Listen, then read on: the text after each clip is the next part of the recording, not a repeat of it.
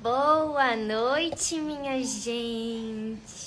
Tudo bem? Estamos começando aqui mais uma live hoje, dia 23 de setembro. Hoje vamos falar sobre traumas e relacionamentos. Vou esperar um pouco o pessoal ir chegando. Enquanto isso, vão me dizendo de onde vocês são, se vocês estão me ouvindo bem, se estão conseguindo me ver bem. Se estiverem me vendo e ouvindo bem, por favor, digita o número 1 para eu saber que tá tudo certinho. Boa noite para quem está chegando, sejam todos bem-vindos.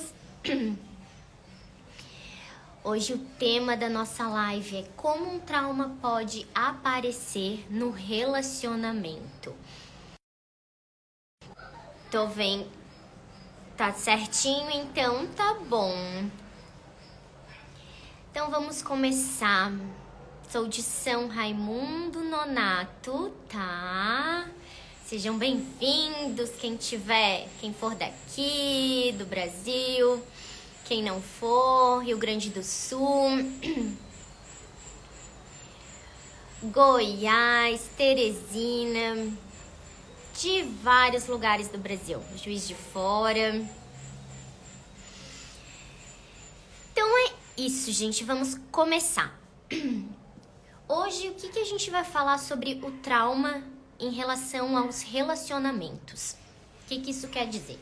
Eu vou trazer aqui para vocês 8 situações que podem surgir durante o relacionamento de uma pessoa que sofreu algum tipo de trauma. Amanda, é só um trauma de infância? Pode ser um trauma de infância, pode ser um trauma não há tanto tempo, pode ser um trauma recente, mas qualquer tipo de trauma vai estar aparecendo dessa forma no relacionamento, tá certo? E aqui eu vou trazer mais no relacionamento, entre homem e mulher, tá certo? Então, vamos começar com o primeiro.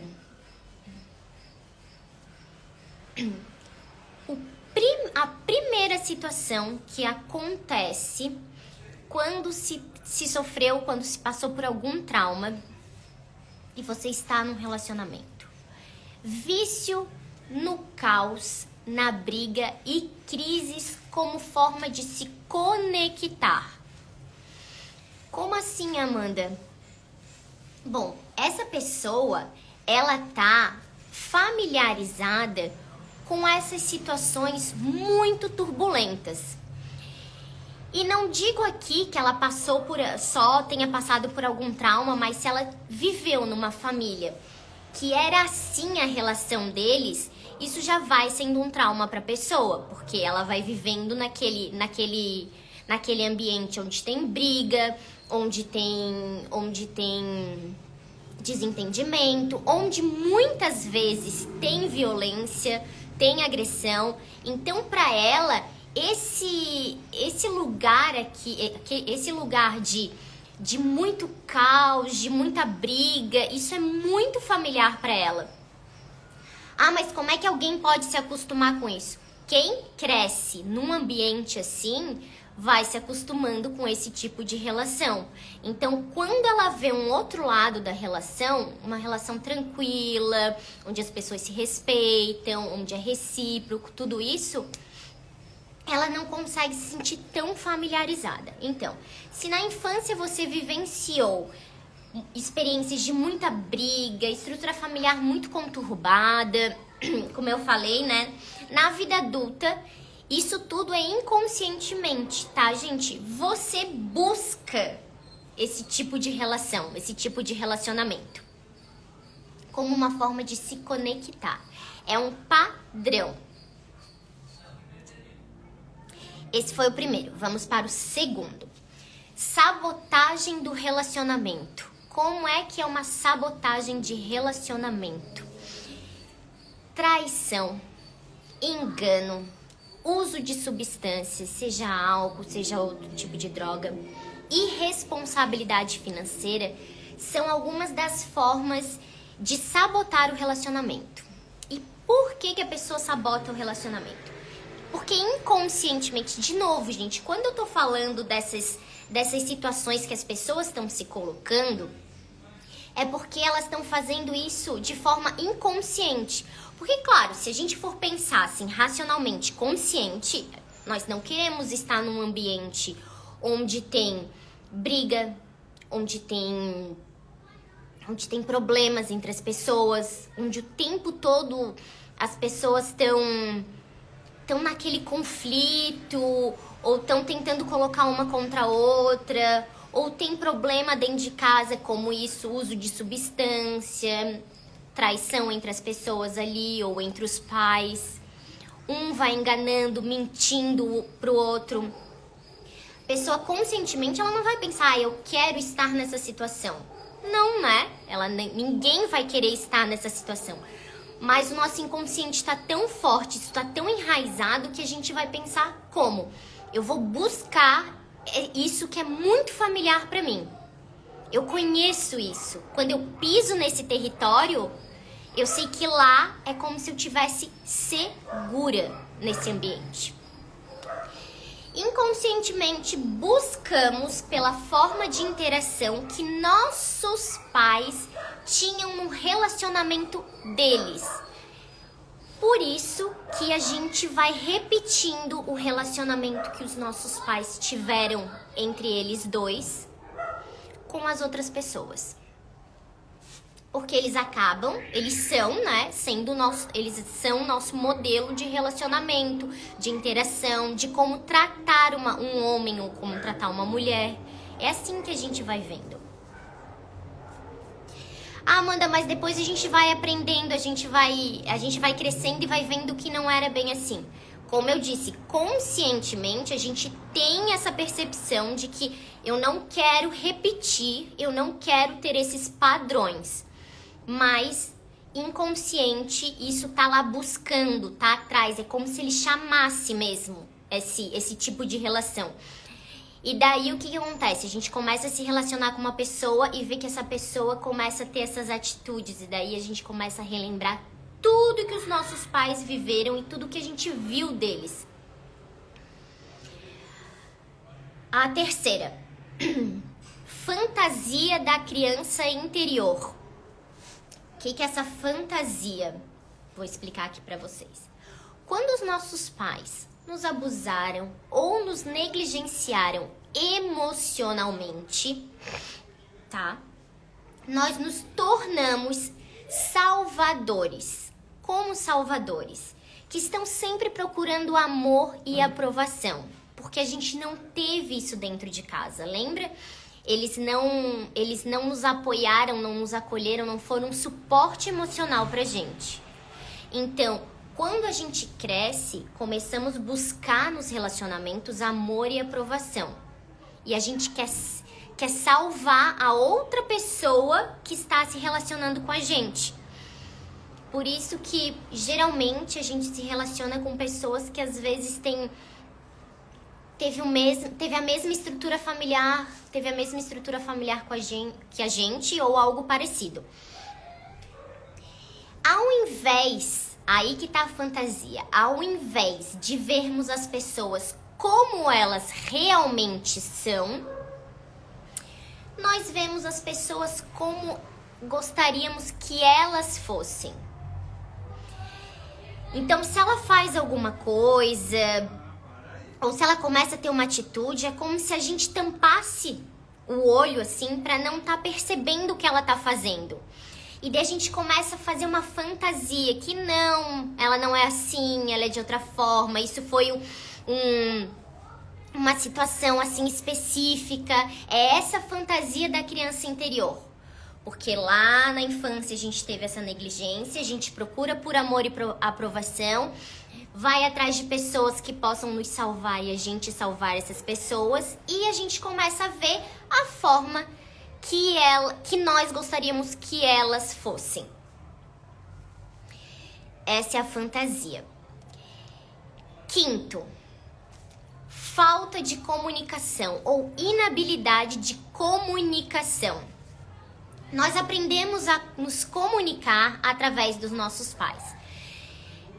Minha gente, vocês estão percebendo que tudo a gente volta lá para aquela raiz da nossa família, que são os nossos pais. Eles são nossos modelos, eles são as primeiras pessoas que a gente interage, que a gente se comunica, que a gente tem um relacionamento, que a gente começa a ver como eles começam a tratar as outras pessoas, eles tratam um ao outro. Então, o pai e a mãe, eles são, assim, de extrema importância pra gente. E tudo que eles fazem. Então, nós aprendemos a nos comunicar, através dos nossos pais.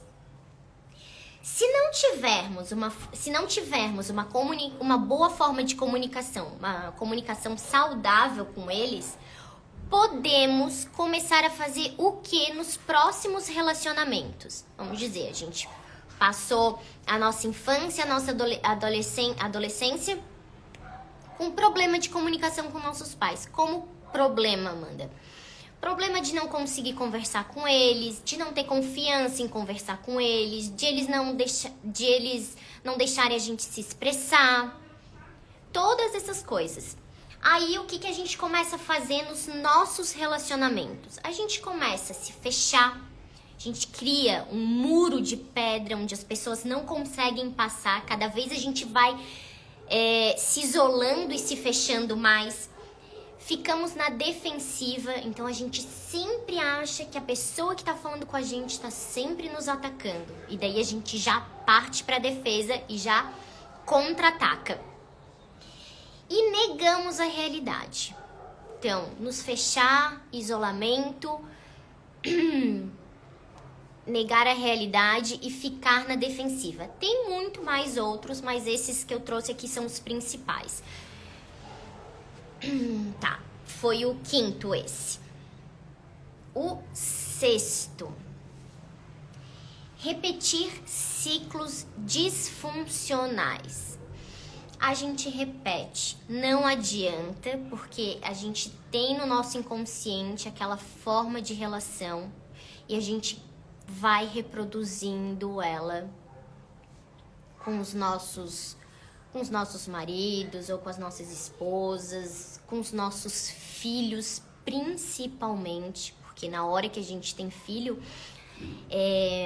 a gente começa a reviver coisas que a relação que a gente teve com a nossa mãe e reviver situações que a gente passou na infância, como que a gente foi acolhida, como que se a gente era ouvida.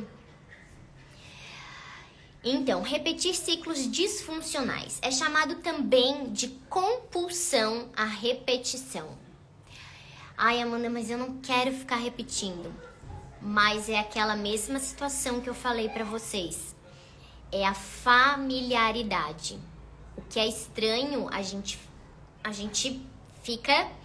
tenta se afastar. O que é familiar, mesmo sendo caos, a turbulência, a gente chama pra si. Inconscientemente. Então, nós inconscientemente recriamos a nossa dinâmica infantil traumática. Uma família, por exemplo, uma mulher ou um homem que teve uma infância onde era extremamente... A infância dele foi extremamente abusiva. Tinha muita briga entre os pais. O pai era violento com a mãe. E com os filhos também. E digo violência, beirando a violência física mesmo. O que vai acontecer com ele? Provavelmente ele vai começar a se relacionar com pessoas parecidas do que ele teve lá na família. E ele também pode reproduzir esse comportamento do pai, da violência. De quando a mulher discorda ou vai contrariar ele, alguma coisa, ele fazia a mesma coisa que o pai fazia com a mãe. Isso a gente vai repetindo, essa é a compulsão à repetição. Manda, como é que a gente faz isso? Como é que a pessoa vai esquecer disso? Bom, primeira coisa eu vou dizer, tem que fazer o quê? Procurar ajuda, porque sozinho a pessoa não vai conseguir. A gente tá muito amarrado com os nossos pais. Mesmo assim, sou adulto, mas existe uma frase que eu gosto muito de um psicanalista que se chama: a análise de adulto, ela é os restos e os rastros da nossa infância. Então, quando a gente analisa um adulto, por exemplo, o que ele traz? Tudo da infância dele. Ele tem uma fobia agora. Mas surgiu agora. Tudo bem, mas da onde que surgiu isso? Porque ela não surgiu do nada, teve uma raiz em algum momento. Ele tá com um TOC, um transtorno obsessivo compulsivo. Da onde que surgiu isso? Surgiu agora. Tem uma raiz aí, tá certo? Então, esse repetir ciclos disfuncionais é isso. Compulsão é repetição. Você fica repetindo os padrões da família como era, se o pai era violento, o menino pode se tornar uma pessoa violenta depois, fazer essa como é que se diz? Essa dinâmica novamente da família. Eu acho que foi o 6º, né, que eu falei. Se não for, acho que foi. Esse vai ser o 7º. Medo do abandono. Sempre estamos imaginando, quando nos relacionamos, o pior cenário de todos. Então, quando a gente tá com alguém num relacionamento, a gente nunca tá esperando nada de bom. Sempre alguma coisa vai acontecer e alguma coisa ruim. A gente fica com esse sentimento. E por que a gente fica com esse sentimento? Quando a gente passou por algum trauma, quando a gente estava lá na infância, a gente vivia em estado de vigilância também. Porque alguma coisa acontecia lá e a gente tinha que estar atento para estar se defendendo também. Ou para se proteger, ou com esse medo mesmo de ser abandonado, de ser rejeitado, que é isso que a criança acaba... isso que acaba acontecendo com a criança, né? Ela vai ficando com esse medo e depois ela vai crescer e vai continuar com esse medo do abandono. Então ela sempre vai imaginar o pior cenário no relacionamento. Ficamos atentos a cada movimento do nosso parceiro. Eu falando isso, fico imaginando essa pessoa lá na infância. Ela fica atenta a cada movimento dos pais. Como que eles estão agindo, como que eles estão se relacionando, como que eles vão agir comigo agora. Do nosso parceiro. E a cada momento que nos sentimos vulneráveis, o que acontece? Começamos a imaginar que seremos abandonados. Então, se eu me sentir numa situação frágil, numa discussão, num desentendimento, o que for, eu já tô vulnerável aí nesse momento.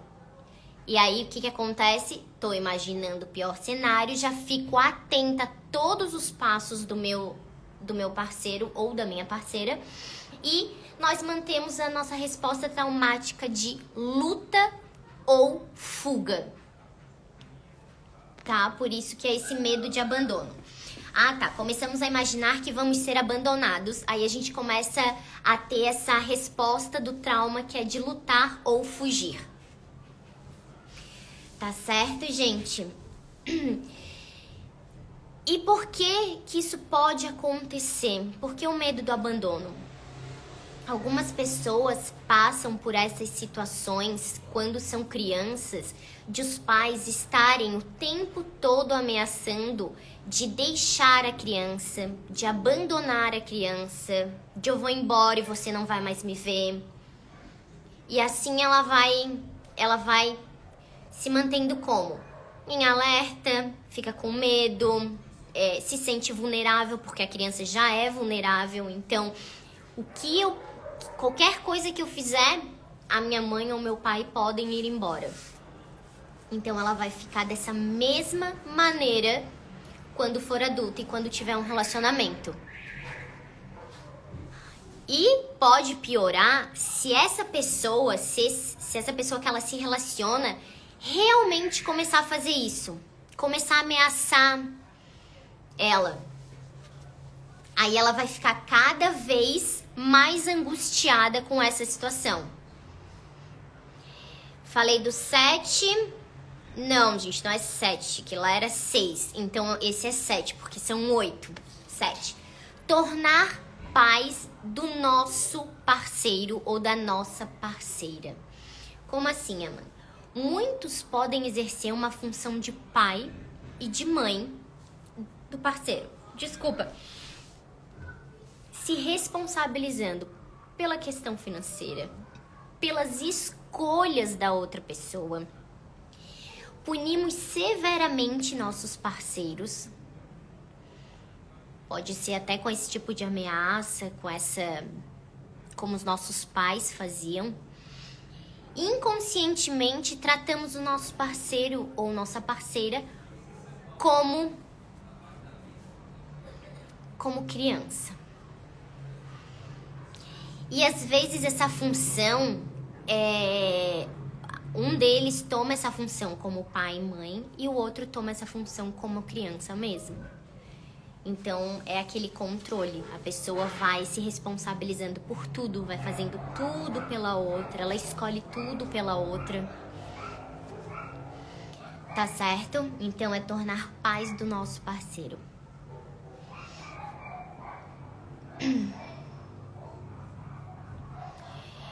Oitava, deixa eu ver se é a oitava. Isso, oitava. Falta de autoconfiança. Negar a realidade ou tentar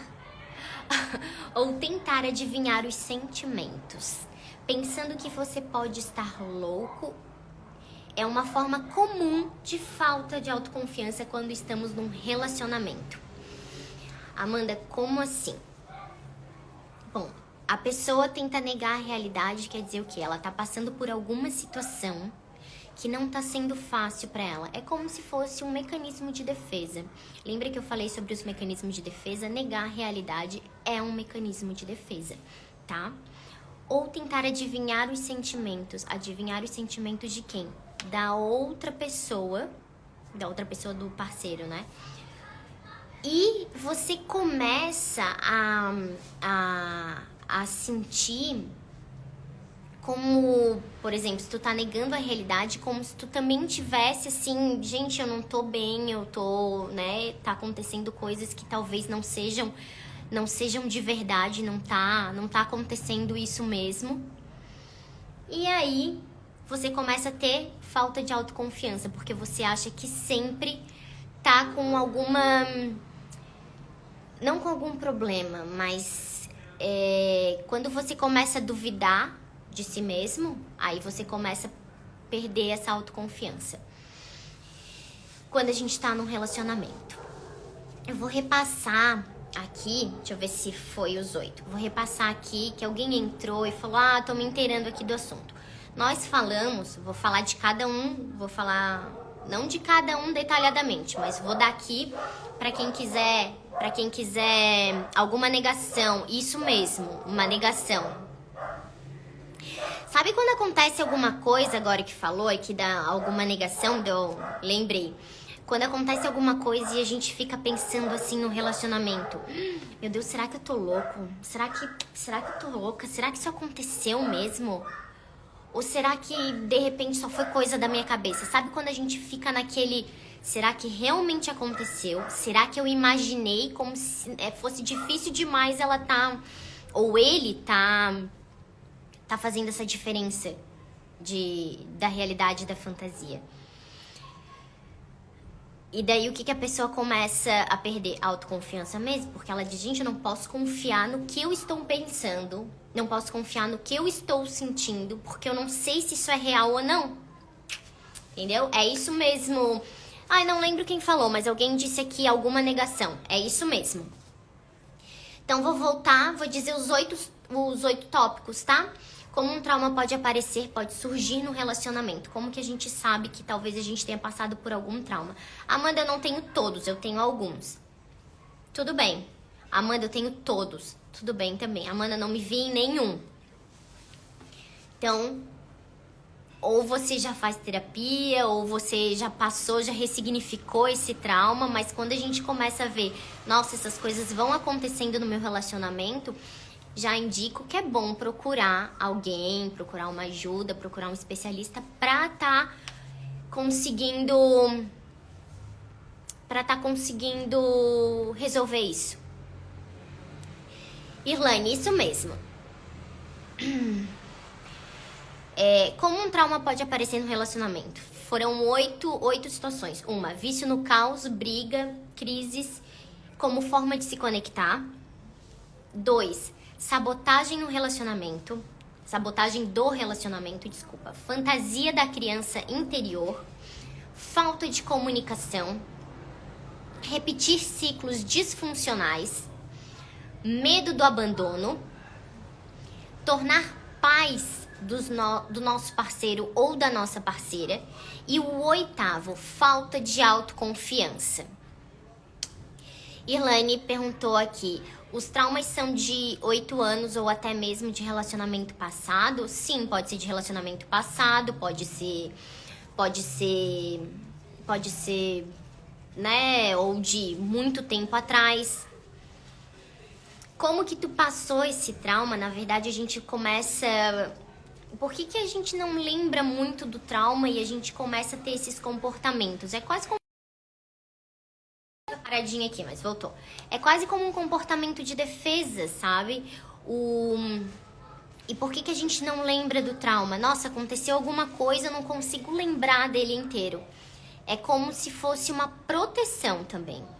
Porque o inconsciente é como se fosse uma caixinha. Então tá lá o que aconteceu, mas ele não deixa, ele não permite que isso tudo passe para a consciência. Porque será que uma pessoa consegue aguentar tudo que ela viveu, por exemplo, depois de um tempo, né? E os traumas às vezes são como se fosse escudo, isso mesmo. Não trauma, tá? Desculpa, falei errado, não trauma. Mas o esquecimento ali que tu tem, ele é como se fosse um escudo, uma proteção. Eu não sei se eu falei aqui sobre recalque e repressão, a diferença deles, quais são os mecanismos dele, que o recalque é um trauma que a gente passa, geralmente lá na primeira infância, e a gente recalca. O que é isso? A gente não tem uma palavra. Porque quando somos crianças, a gente não tem como dizer assim, eu estava andando na rua e de repente alguém me puxou, me colocou dentro do carro, me levou para um lugar e depois eu só lembro de aparecer no hospital, vamos dizer. Ela já cortou o que aconteceu aí no meio, porque pode ter sido um abuso, pode ter sido um estupro, pode ter sido alguma coisa. A criança, como ela não consegue falar, quando ela passa por uma situação assim, a gente chama que fica um traço lá, que é o trauma, mas ela não tem uma palavra, e daí ela recalca. Aí a gente vai trabalhando isso depois, porque ela não vai lembrar, ela não consegue dizer em palavras o que aconteceu.